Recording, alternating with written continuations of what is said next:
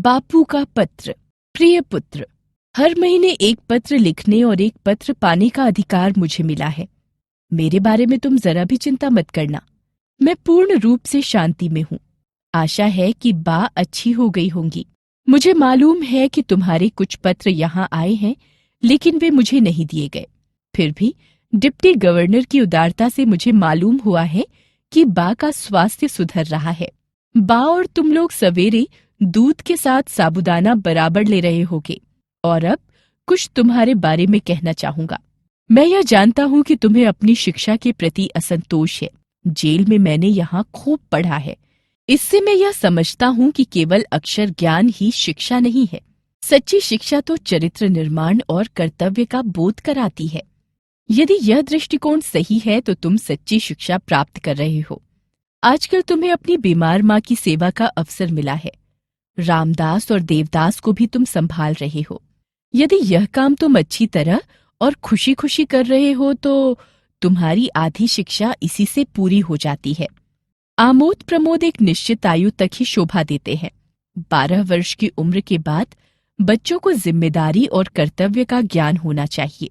संसार में 3 बातें बड़ी महत्वपूर्ण हैं। इनको प्राप्त कर तुम संसार के किसी भी कोने में जाओगे तो अपना निर्वाह कर सकोगे।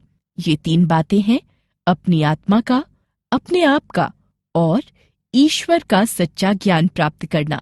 इसका मतलब यह नहीं कि तुम्हें अक्षर ज्ञान नहीं मिलेगा, वह तो मिलेगा ही, लेकिन तुम उसी की चिंता करो।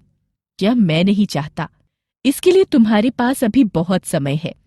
अक्षर ज्ञान तो इसलिए होता है कि जो कुछ तुम्हें मिला है उसे तुम दूसरों को दे सको।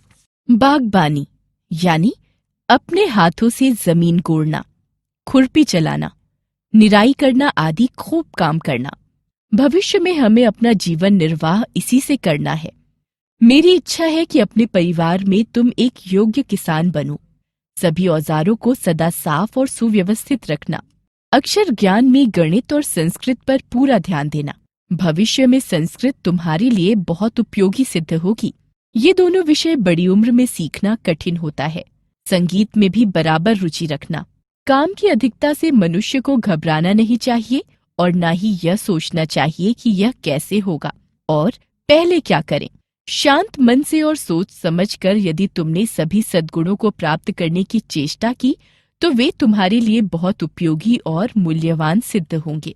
मुझे यह भी आशा है कि तुम रोज शाम को प्रार्थना करते होगे और रविवार को श्री वेस्ट के यहाँ भी प्रार्थना में जाते होगे।